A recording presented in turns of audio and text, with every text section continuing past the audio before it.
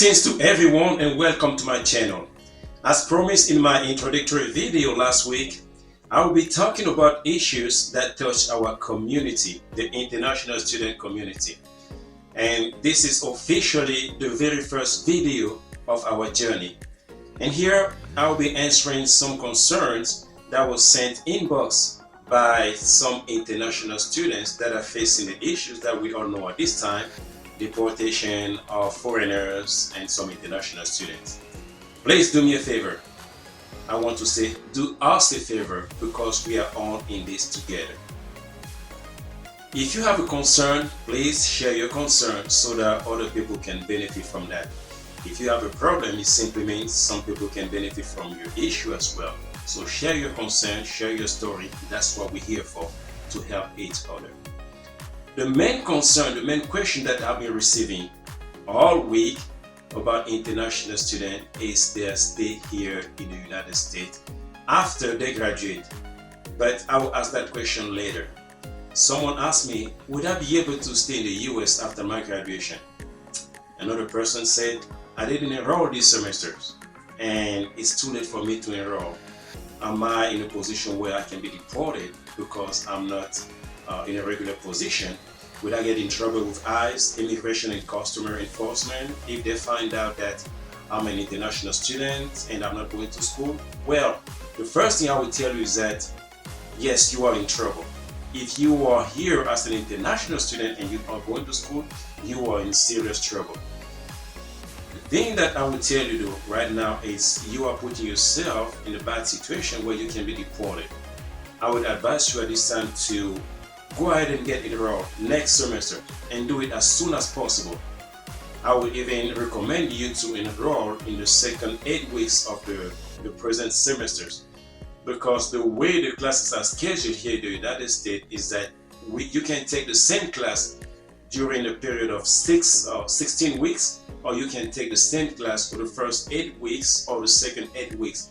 So I believe it's still time to enroll, and you can do so. Just go ahead and enroll right now so you can be legally here in the United States and avoid being deported by the Immigration and Customer Enforcement.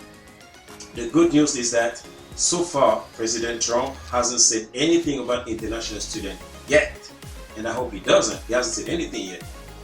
But based on what had happened during his first term, he did not bother international students. He did not mess with us.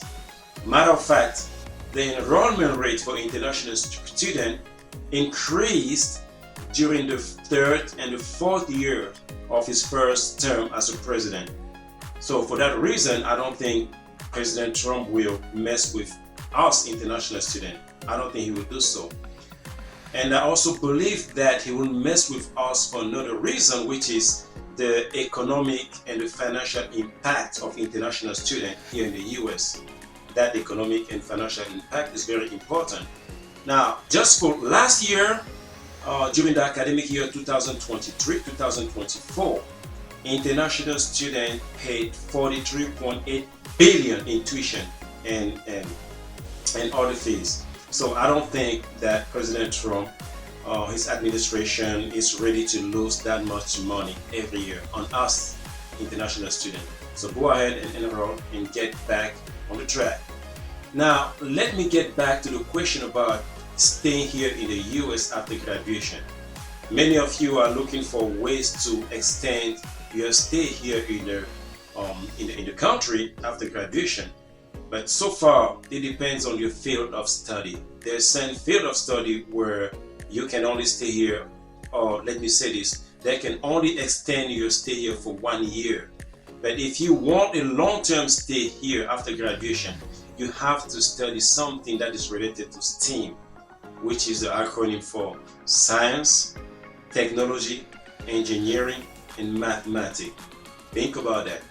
And after graduation, most foreign students decide to stay in the United States for a year to work under a program that gives them the authorization to work here as an international student graduate.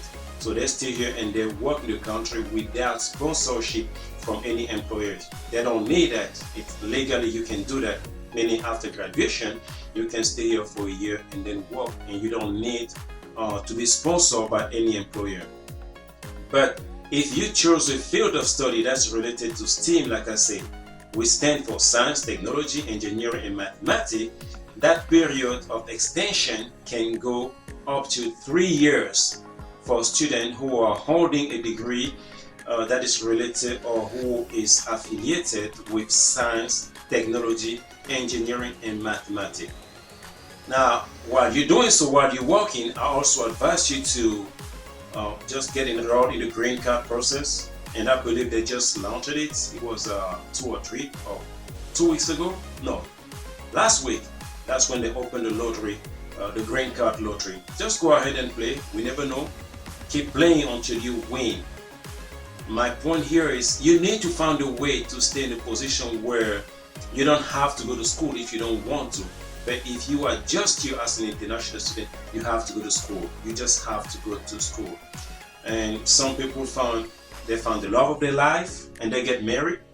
Some people just win the green card lottery, like I said. But in order for you to win, you have to play. Simple. Now, there is another concern coming from a different student who is complaining about being bullied because of his accent. He says that even though he comes from an English-speaking country in Africa, here in America, people are still not able to understand what he says when he engages in communication, in discussion with other students, or when he answers questions from teacher. Now, he's told that he has a very heavy accent. Now, he wants to know how to go around that challenge because he doesn't want to drop out of school. Now, for the record, you have to know that there are so many students that dropped out of school just because they get frustrated. They get frustrated for not being able to be understood by neither the student or the teacher. They just don't get understood. They get frustrated, they lose their self-confidence, and they just drop out and they start working. Now, this is a very serious topic for all of us foreigners seeking education here in the United States. And because it's a very serious topic, I will respond to that in my next video. This topic of self-confidence, communication, and speech class or speech communication deserve to be treated alone, and I will do so in my next video. And I know that in order for us to graduate here, we have to take, I believe, 9 credit hours of communication, which of those have English Comp 1, English Comp 2, and they require the personal communication class. And most of the time, these are public speaking classes. So I will give you some tricks how to navigate around that in my next video. How do you survive being bullied here? How do you speak in front of a classroom full of other students from other nationalities? You found yourself with 30, 40 other students and you have to speak in front of them. How do you do that? How do you build your self-confidence? By being yourself, because you don't have to change your accent. You are just you, and they will not force you to change your accent. I haven't changed my accent. When I came here, I wasn't speaking English, right? But I kept my accent and I went to school and I was able to graduate. But we will talk about that during my next video, how to keep your accent and still be able to excel, as an A student. So I will answer those questions in my next video. But before then, please, I need your help. Go ahead and subscribe to this channel. Go ahead and share this video to someone who's going to school. Together, let's grow this community. I need your help. Subscribe to this channel, please. And let's meet in the next video tomorrow.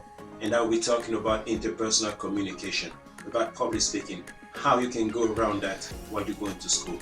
Thank you for listening to this channel.